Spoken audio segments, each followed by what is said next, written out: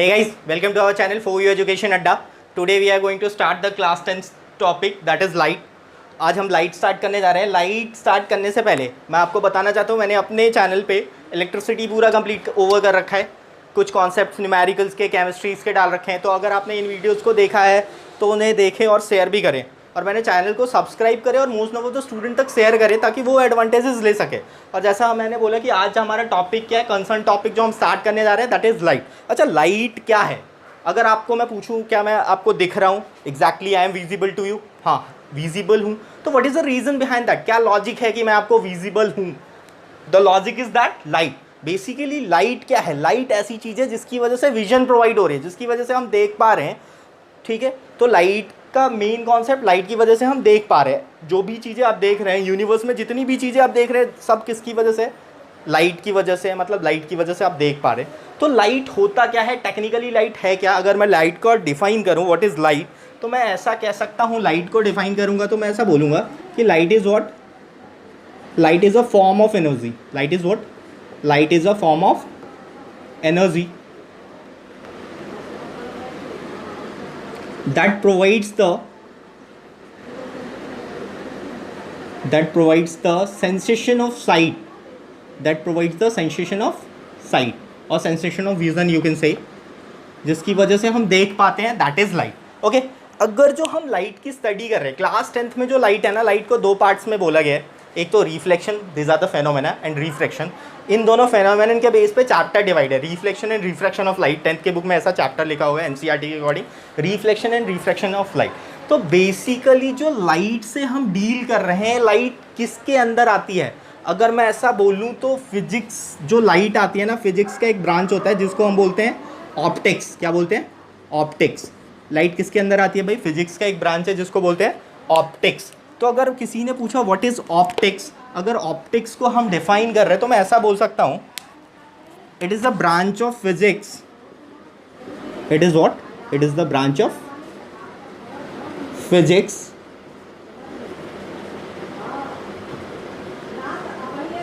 that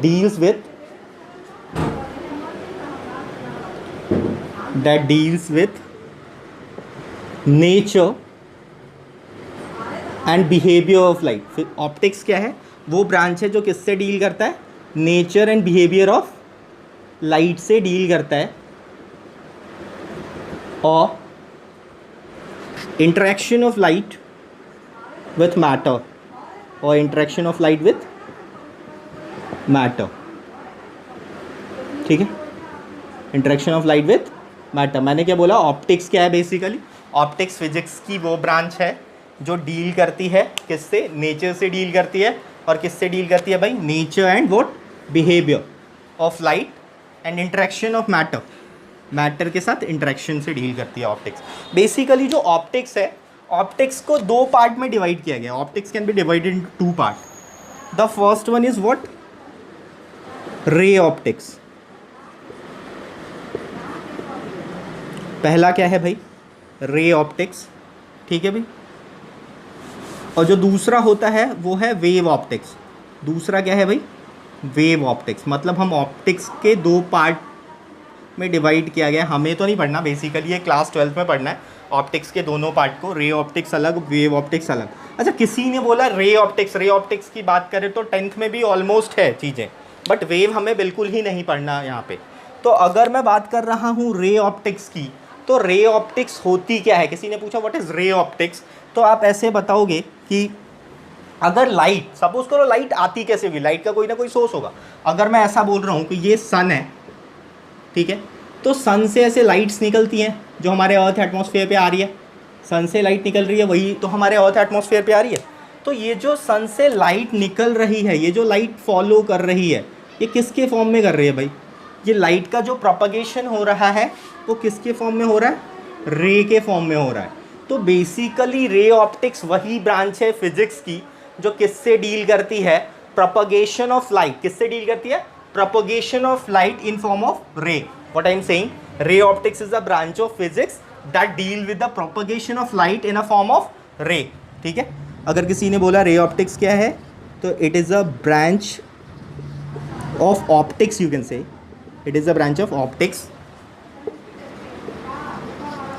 that deals with the propagation of light,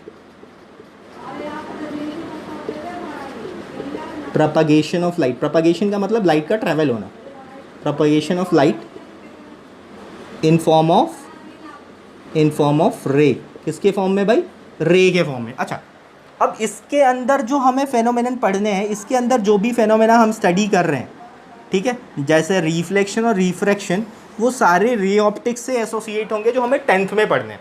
अच्छा, किसी ने बोला कि फिर वेव ऑप्टिक्स कहाँ पे होती है, तो देखो वेव ऑप्टिक्स क्या है जहाँ पे रे ऑप्टिक्स वैलिड नहीं होगा। वेव ऑप्टिक्स हम वहाँ पे स्टडी करते हैं जहाँ पे रे ऑप्टिक्स वैलिड नहीं होता।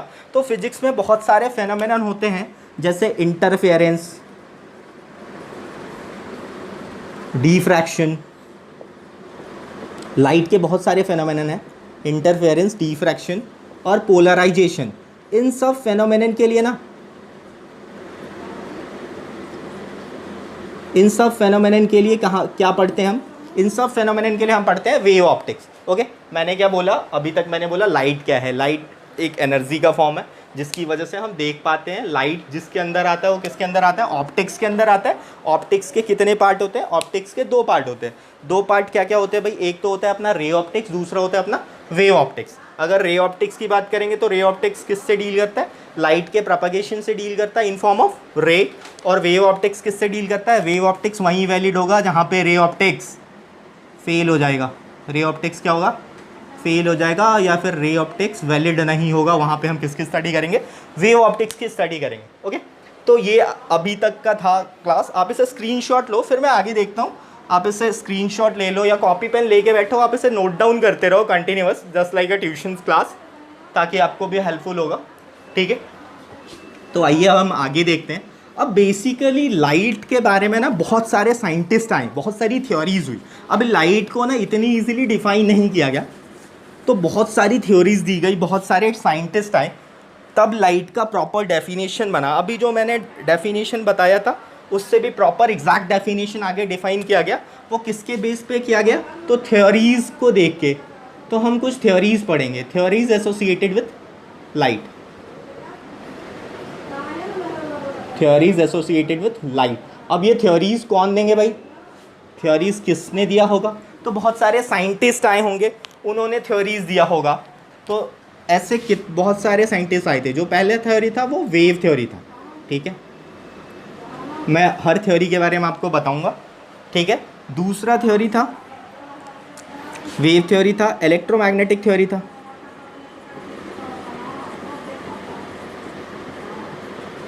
ठीक है, एक था कॉर्पस्क्यूलर थ्योरी, कॉर्पस्क्यूलर थ्योरी। ठीक है, and the last theory that is quantum theory. ठीक है, लाइट, इतने सारे साइंटिस्ट आए थे। ये जो थ्योरीज है किसी ना किसी साइंटिस्ट ने दिए थे। सब ने लाइट की प्रॉपर्टीज़, लाइट का कुछ ना कुछ बिहेवियर स्टडी किया होगा, उसके बाद अपना अपना थ्योरी दिया। तो बेसिकली अगर मैं सबसे पहले बात करूँ वेव थ्योरी, तो वेव थ्योरी जिन्होंने प्रपोज किया था वो थे हाइजन, एक साइंटिस्ट थे हाइजन। उन्होंने वेव थ्योरी प्रपोज किया था इन 17th सेंचुरी और in mid of 16th century, you can say 1625 से लेके 1695 के बीच में इन्होंने अपनी थ्योरीज दी थी, बहुत सारी चीज़ें बताई थी, एक्सप्लेन किया था। तो इनके बीच का टाइम होगा जब हाइजन्स ने अपना थ्योरी प्रपोज किया था। अच्छा, हाइजन्स ने थ्योरी में बोला क्या, तो हाइजन ने क्या बोला लाइट के बारे में, जो हाइजन को लगा, जिन हाइजन ने स्टडी किया था, तो हाइजन ने क्या बोला था कि light is a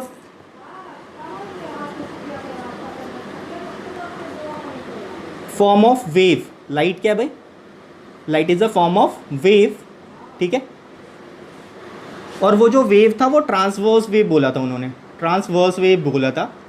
light is a form of transverse wave that requires a material medium, जिसको ट्रैवल करने के लिए that requires a material medium, material medium for a propagation, material medium for propagation, मतलब ट्रैवल होने के लिए light को material medium चाहिए, और it is a form of transverse wave. अब क्वेश्चन हमारे दिमाग में ये अराइज होता है कि लाइट को ट्रैवल होने के लिए मटेरियल मीडियम रिक्वायर्ड था। ऐसा किसने बोला था? ऐसा वेव थ्योरी में हाइजेंस ने बोला था कि वो एक ट्रांसवर्स वेव है जिसको प्रोपागेट करने के लिए मटेरियल मीडियम की रिक्वायरमेंट होती है। अब जो हाइजेंस एक्सपेरिमेंट कर रहे थे ना, इन्होंने एक मटेरियल्स पे एक्सपेरिमेंट किया था, एक मीडियम जिसको बोला था इन्होंने ईथर।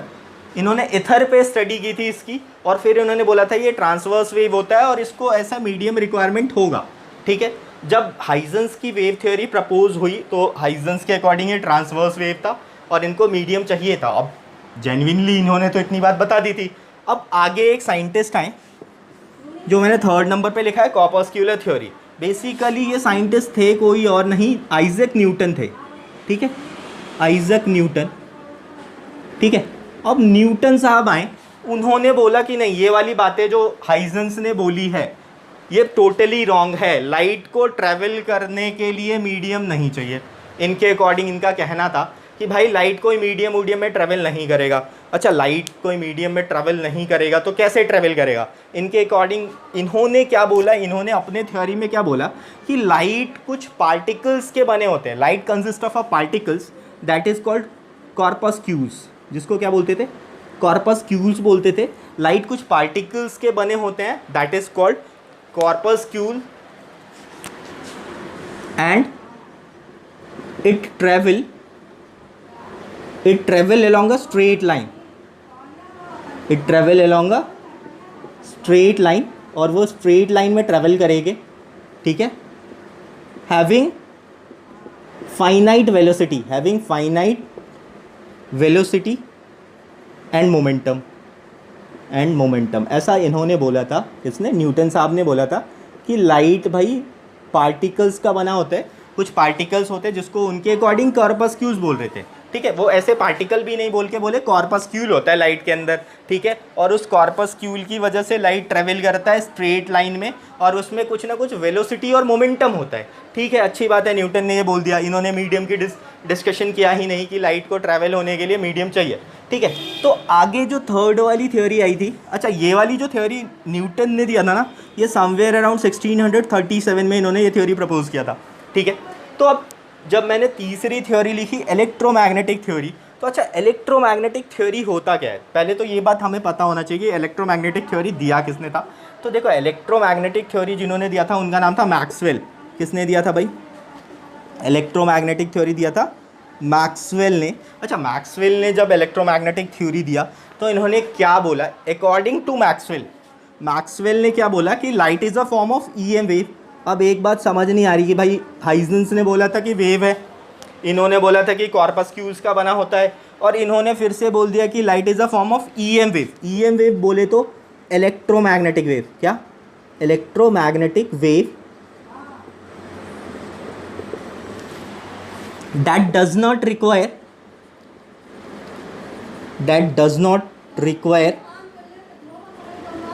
medium for propagation, ठीक है, अब एक बात तो ये भी समझ आई कि इनके अकॉर्डिंग लाइट इलेक्ट्रोमैग्नेटिक वेव की तरह ट्रैवल करता है। ठीक है, लाइट इलेक्ट्रोमैग्नेटिक वेव होता है और जिसको ट्रैवल करने के लिए कोई मीडियम चाहिए ही नहीं। अब इन्होंने ना इसको एक फॉर्मूले से रिलेट कर दिया। इन्होंने एक रिलेशन दे दिया कि light C is equal to F into lambda. ठीक है, जब मीडियम नहीं चाहिए होगा तो वैक्यूम में ट्रैवल करेगा, और C यहाँ पे क्या होगा? वेलोसिटी होगी लाइट की। C is the velocity of light in vacuum. ठीक है भाई, और F यहाँ पे क्या है? फ्रीक्वेंसी है, और लैम्डा है वेवलेंथ। लैम्डा क्या है? वेवलेंथ। तो इनके अकॉर्डिंग जब लाइट ट्रैवल करेगा तो लाइट को ट्रैवल करने के लिए सिर्फ फ्रीक्वेंसी की रिक्वायरमेंट होगी, और एक मीडियम जो है, मीडियम जो मैं कह रहा हूँ मीडियम ना होके वो क्या होगा? वैक्यूम होता है। ऐसा मैक्सवेल ने बोला था। ठीक है, अब आते हैं जो मैंने लिखा था क्वांटम थ्योरी। ठीक है, ये सबसे लास्ट में थ्योरी प्रपोज हुई थी इन 1900, समवेयर अराउंड 1900। ठीक है, अब 1900 के समय क्वांटम थ्योरी दी गई थी, और क्वांटम थ्योरी को प्रपोज किसने किया था? बेसिकली एक साइंटिस्ट थे, मैक्स प्लैंक। ठीक है, एक साइंटिस्ट क्या थे? मैक्स प्लैंक उनका नाम था। उन्होंने क्वांटम थ्योरी दिया। अब क्वांटम थ्योरी ने मैक्स प्लैंक ने क्वांटम थ्योरी में क्या बताया लाइट के बारे में? तो अकॉर्डिंग टू मैक्स प्लैंक उन्होंने लाइट के बारे में बताया क्या, तो मैक्स प्लैंक ने क्या बोला कि जो लाइट है, ठीक है, लाइट ना पार्टिकल नेचर शो करता है। लाइट किसका नेचर शो करता है, पार्टिकल नेचर। अब ये बड़ा मतलब थोड़ा सा कॉम्प्लेक्स केस हो गया लाइट के बारे में कि भाई हाइजन ने बोला था वेव, यहाँ मैक्सवेल ने क्या बोल दिया था भाई, मैक्सवेल ने वेव बोल दिया था, न्यूटन ने बोला था कुछ कॉर्पस्क्यूल्स होते हैं, कुछ पार्टिकल टाइप के होते हैं जिसके पास मोमेंटम होती है, वेलोसिटी होती है। लेकिन जब मैक्स प्लैंक का नंबर आया, जब वो थ्योरी प्रपोज कर रहे थे, तो अकॉर्डिंग टू मैक्स प्लैंक इन्होंने बोल दिया कि light consist of a particles, light consist of a particles having bundle of energy called photon, having bundle of energy called photon। Light कुछ पार्टिकल्स का बना होता है जिसको हम बोलते हैं photon, and energy of the particle, energy of particles is given by equation E is equal to H F. Energy को किससे लिखते थे उसके, E is equal to H F, is given by E is equal to H F. यहाँ मैं लिख दे रहा हूँ इज गिवन बाय, ठीक है, is given by, energy of particle is given by E is equal to H F. अच्छा, यहाँ पे H है क्या और ये F क्या है, देखो F तो फ्रीक्वेंसी है, आपको पीछे भी पता है, ये E एनर्जी है, तो ये नया टर्म H क्या आ गया। तो बेसिकली अगर मैं H के बारे में बोलूँ तो एक कांस्टेंट था जिसको हम बोलते थे प्लैंक कांस्टेंट, ठीक है, इन्होंने अपने नाम पे ही रख दिया है कांस्टेंट, जिसको इन्होंने बोला क्या, प्लैंक कांस्टेंट, ठीक है। अब इस H की वैल्यू के बारे में बोले तो इस H की जो वैल्यू होगी 6.63 इंटू 10⁻⁻34 जूल सेकेंड होती थी, ये H की वैल्यू होती थी, ठीक है। तो ये बेसिकली बहुत सारी थ्योरीज थी, बहुत सारे थ्योरीज एसोसिएट हुए थे, उन एसोसिएशन के बेस्ड पे लाइट की एनर्जी बताया गया, लाइट का मोमेंटम, किसी ने बोला मोमेंटम होगा। तो ओवरऑल इतने कंक्लूजन से हमें दो बातें पता चली कि भाई लाइट क्या होता है, व्हाट इज़ लाइट। तो मेरे को एक बात तो पता चली कि लाइट के पास दो नेचर होता है। कौन सा दो नेचर भाई, तो एक तो वेव और दूसरा वाला पार्टिकल नेचर, ठीक है भाई। लाइट के पास दो टाइप का नेचर होता है, एक तो वेव नेचर होता है, एक पार्टिकल नेचर होता है। तो this is all about the introduction class that is related to light. अब हम अगले क्लास में लाइट से रिलेटेड पार्ट 2 करेंगे। जब मैं वो पार्ट 2 लेकर आऊँगा आपके लिए, ठीक है, तो आप पहले पार्ट फर्स्ट अच्छे से देखें, सारे कॉन्सेप्ट क्लियर करें। अभी तो हम स्टार्टिंग में ही किए, कुछ ज़्यादा किए नहीं है। बेसिकली मैं कुछ एडिशनल चीज़ें करा गया जो बुक्स में नहीं होती। अब आपको पता होना चाहिए एडिशनल चीज़ें जो बुक्स में नहीं है, तो आप इनको देखो। इसके बाद हम पार्ट 2 लेके आएंगे। ये पार्ट 1 था अपनी वीडियो का। जब हम पार्ट 2 लेके आएंगे तो आगे की चीज़ें देखेंगे, प्रॉपर्टीज़ ऑफ लाइट देखेंगे, फेनोमेनन ऑफ लाइट देखेंगे। तो अगर आपको मेरी वीडियोस पसंद आ रही है तो मेरे चैनल्स को सब्सक्राइब करें, मेरे वीडियोस को शेयर करें most number of the student तक।